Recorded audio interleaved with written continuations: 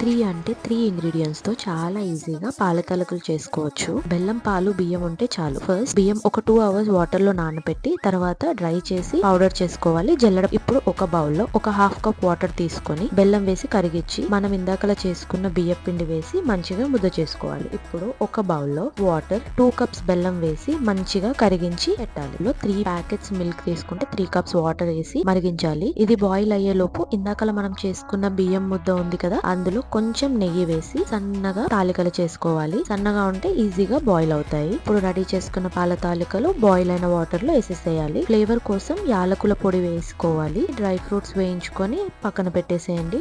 పాల తాలికలు బాగా మరిగాక stove off చేసి కొంచెం సేపు పక్కన పెట్టాలి. కొంచెం చల్లగా అయిపోయిన తర్వాత మనం ఇందాకలా చేసుకున్న బెల్లం సిరప్ ఉంది కదా, అది వేసి డ్రై ఫ్రూట్స్ వేసి మిక్స్ చేసుకోవాలి. అంతే, ఫెస్టివల్స్ కి చాలా బాగుంటుంది. ట్రై చేసి చూడండి. Please do subscribe and follow my channel. Thank you all.